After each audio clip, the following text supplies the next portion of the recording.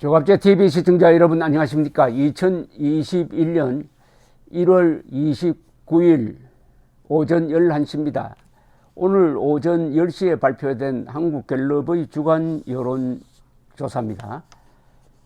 전국 18살 이상 1,004명을 대상으로 전화조사원 인터뷰를 한 결과인데요. 플러스 마이너스 3.1%포인트의 표본 오차를 가지고 있습니다.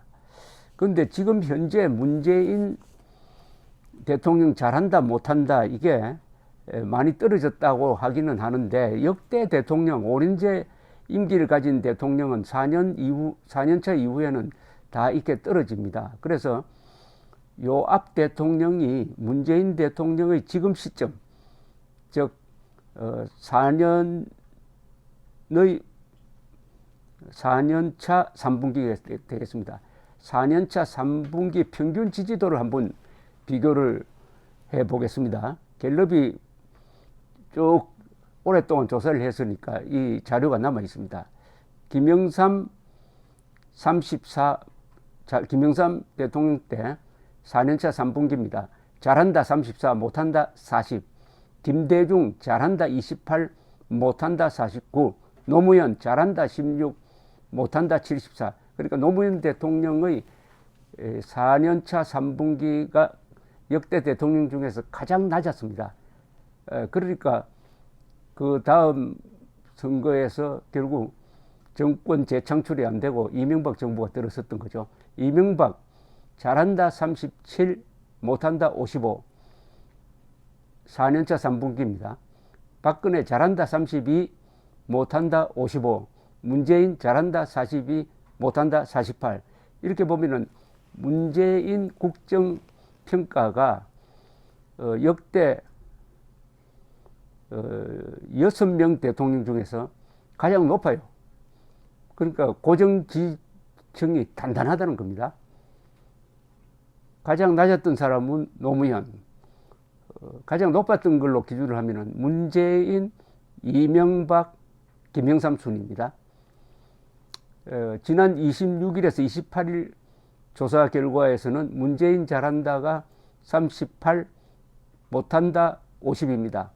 못한다는 2%포인트 줄어들고 잘한다는 1%포인트 늘었습니다. 다 오차 범위니까 지난주와 뭐 변함이 없다, 이렇게 보면 되겠습니다. 이 갤럽 조사와 완전히 다른 조사가 리얼미터 조사인데, 리얼미터 조사는 문재인 지지율이 40%대로 회복됐다고 하는데, 이 갤럽은 그게 아니고 37, 8%대가 유지되고 있다 이렇게 보고 있습니다.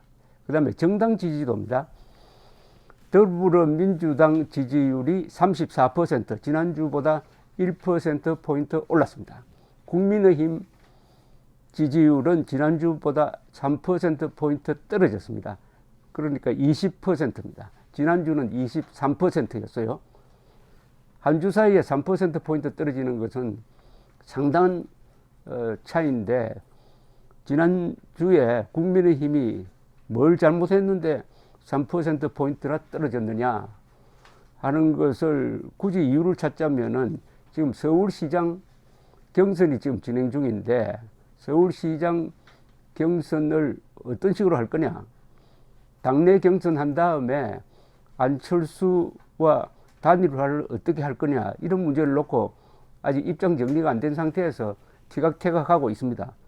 단일화의 대의를 김종인 씨가 어떻게 받아들이느냐에 대한 혼선이 일어나 가지고 3자 필승론 하다가 요사이는 3월 초에 가서 단일화를 하면 되지 않느냐, 일주일이면 끝난다, 뭐 이런 이야기를 하고 있는데, 어쨌든 문재인 국정평가는 38%로 떨어졌는데, 그 반동으로서 국민의힘 지지율이 올라가지 않고 오히려 떨어지고 있습니다.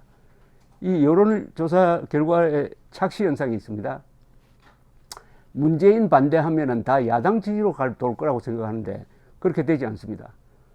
문재인도 싫지만 국민의힘은 더 싫다. 이게 여론조사에서 확실하게 나옵니다. 문재인은 싫지만은 민주당은 싫지 않다. 문재인은 싫지만은 민주당은 싫지 않고 국민의힘이 더 싫다.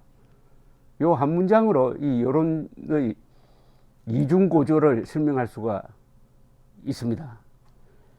대통령 직무평가를 이번 보궐선거가 예정된 곳을 보면은 서울에서는 직무평가 잘한다 40, 못한다 56입니다. 부산, 울산, 경남에서는 잘한다 25, 못한다 66입니다. 이것만 보면은 서울, 부산시장에서 더불어민주당 후보가 다 떨어진다고 봐야 되는데 문제는 정당 지지도가 다르다는 겁니다. 정당 지지도. 이 정당 지지도를 보면은 서울에서 민주당 지지가 34%입니다. 그런데 국민의힘이 23%밖에 안 돼요. 부산, 울산, 경남에서는 민주당 지지가 22, 국민의힘이 29%입니다. 만약 정당을 보고 찍는다 그러면은 서울에서도 여당 후보가 이긴다고 봐야 되는 겁니다. 자, 그 다음에 연령별로 한번 보겠습니다. 대통령 직무평가 잘한다 38인데 연령별로 보면은 이렇습니다. 18세에서 29세 사이는 잘한다가 26밖에 안 됩니다. 26%포인트. 못한다가 54%입니다.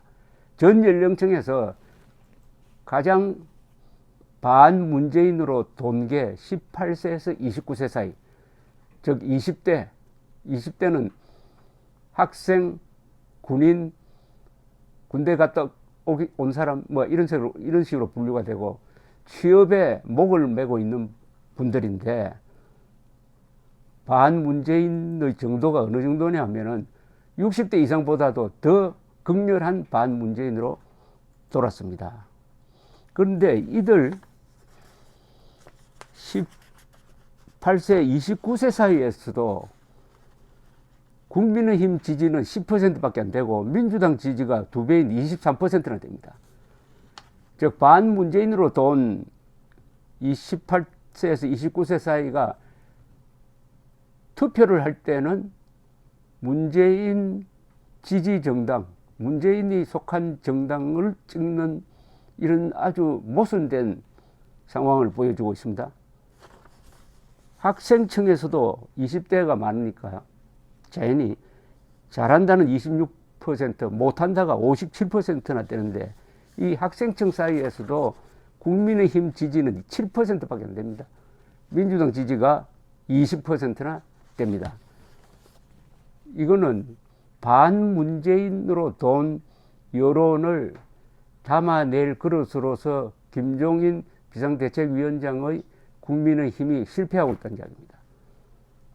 이 모순을 해결하지 않으면은 여론이 아무리 돌아도 선거는 정당이 하는 거니까 그게 선거 결과와는 맞아떨어지지 않는다 하는 이런 중대한 모순을 지금 드러내고 있습니다.